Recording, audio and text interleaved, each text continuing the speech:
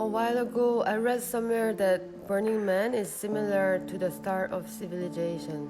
So I jumped into this week-long pop-up utopia. I saw with my own eyes the immense temporary city that we call Black Rock City. Of course, I realized with a city about the size of half of the central London, with 70,000 participants, you are just a toddler getting to walk on this playa. So from the lessons I feel I had learned from last year, I relived. Although the dust of my camel bag was still there, despite it being cleaned, I went to become dusty again. Only to have my expectations and arrogance undone. Before I share mine, I asked my fellow runners what they had learned.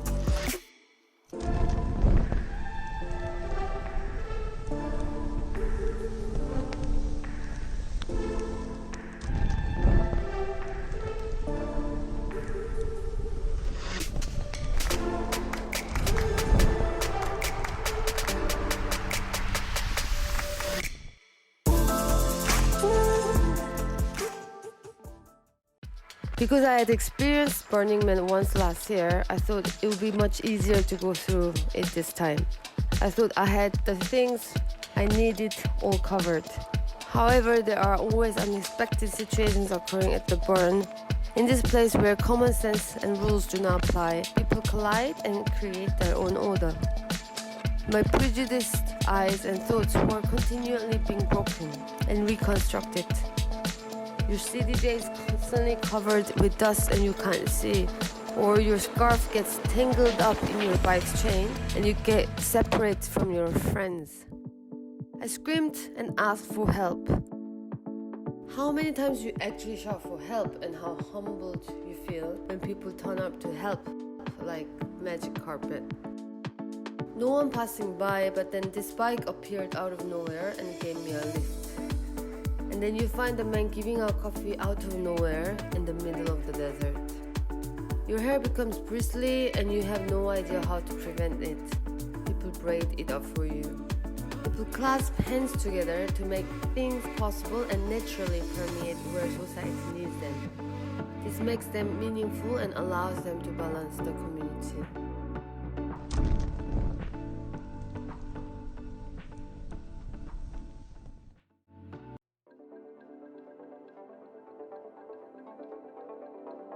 It's very important to be well prepared when coming to Burning Man, including going through all the list of essentials, but one needs to think more about how you can give.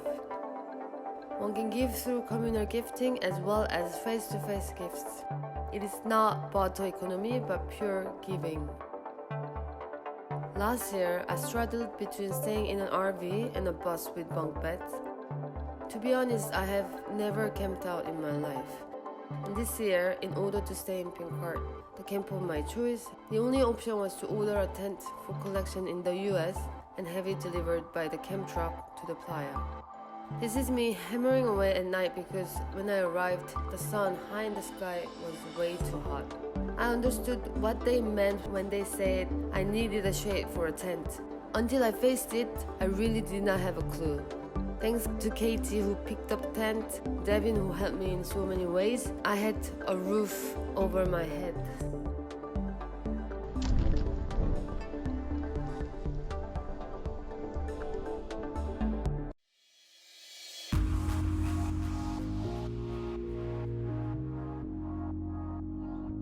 There are various rules you can participate in the camp. If you participate, your learning will be doubled.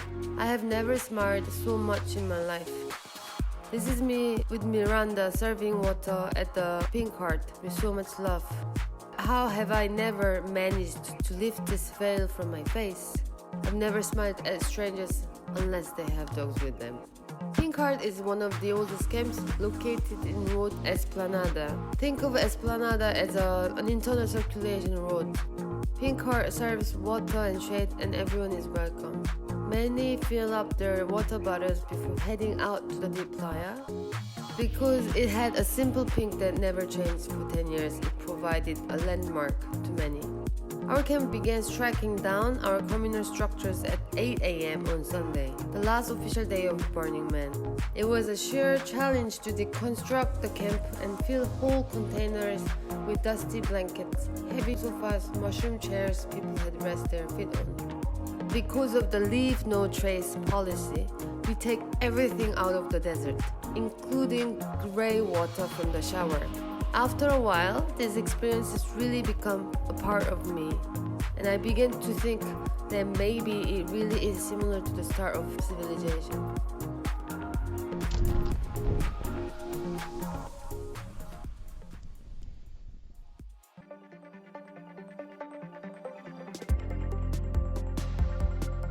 You might think Burning Man is always about meeting new people or a week-long rave with friends.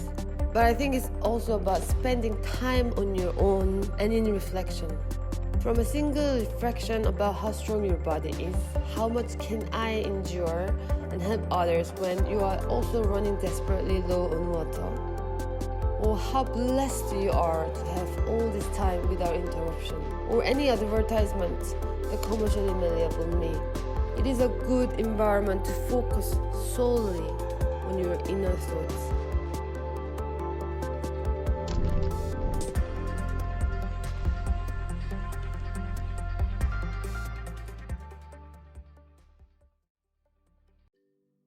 Alene added half-jokingly, "Don't get Playa married on day one." And then he added, this time more seriously, "Check whether your Playa partner is married in the default word." For me, Burning Man didn't change my life or my identity. But I think some people find the Playa useful to explore and develop new identities and roles.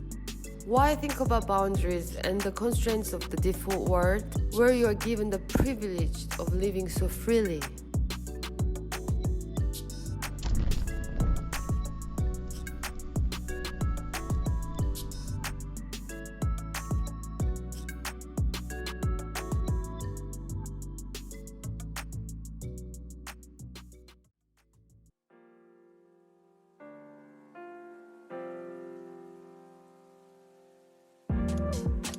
On the Playa, you are so generous to other strangers.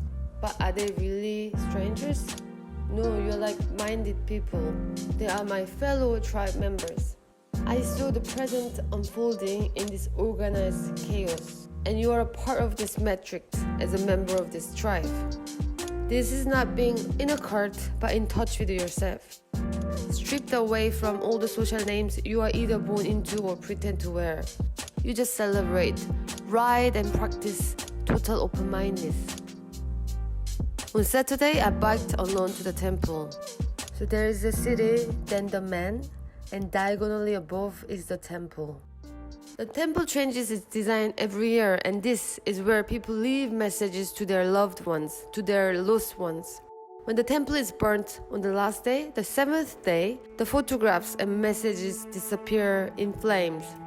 Thick, hot, crazy heat reaches you with a total silence.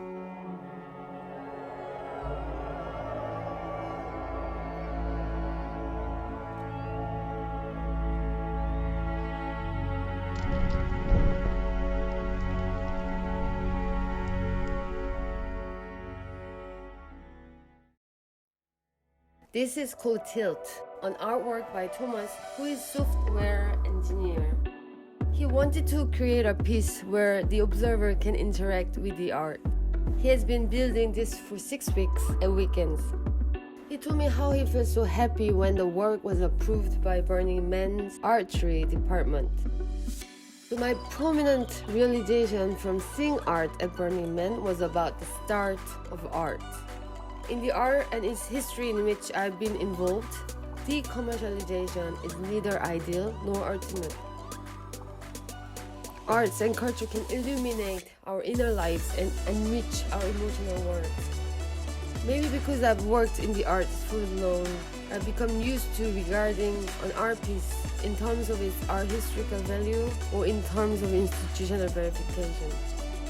When doing art projects, I think of the promotional value of big names as well as commercial support from galleries and collectors. But at Burning Man, there is no limit placed on who can be artists. Artists aren't the only ones who create artwork. People who handle the steel and soft engineers can create art, and everyone can participate in helping to build these works. There are many mutant vehicles around the playa. When the sound of the drum echoes around the dusty desert, it means the Mayan warrior is near. If you follow the sound, you see hundreds of others following suit. Like the Pied Piper, this bus leads people to the depth of the desert, while the most advanced sound system and lighting echoes the top-tier magician on the disc. This multi-million-dollar sound system, or a pyramid appearing like alchemy, are brought to the playa for no payment, just for self-satisfaction. They elevate people's joy.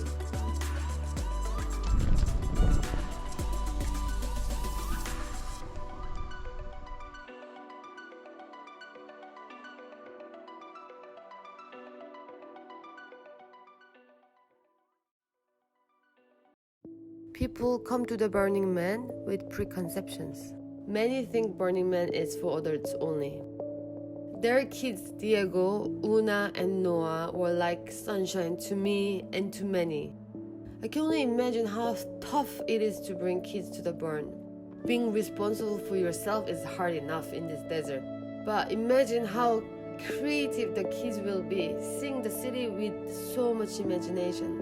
Burning Man is in fact the playground of Silicon Valley's most imaginative minds. People see a temporary city as an ideal place to test limits of an innovation. Google supposedly hired Eric Schmidt as their chairman because he was a lawyer boner.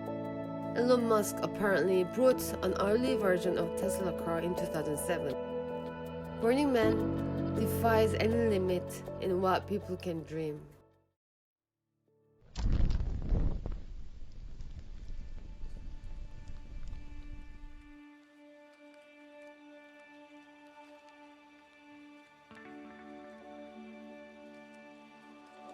On the last day, I had nowhere to sleep as I had to pack away my tent because A, it was in everyone's way, and B, I wanted to store it at Terrace in San Diego. So the packing was done on the 8th day, although I wasn't going back to Reno until the 9th day. I'm not good with cold at all, and my body was exhausted from a 12-hour hardcore strike down. In fact, everyone was tired, possibly more than me, because many had been out here to set up the tents a few days before I arrived. So when I asked where I could sleep, no one had an answer. Someone finally suggested that I sleep on a reclining metal chair under the stars. Although I had friends in other camps, after the man burnt on the 6th day and the temple burnt on the 7 days, you cannot really find them, as well as the structures are sporadically empty, with landmarks gone, and navigating became being so hard. So when I was literally about to cry and could not find my way, there was a bar, and there came Steve, Nick, and Josh, who even gave me clothes, food, and shelter. This is us driving to the default ward, them dropping me at the bus station. They also gave me fresh grapes, which I shared with partners on the bus, on the way back, I think.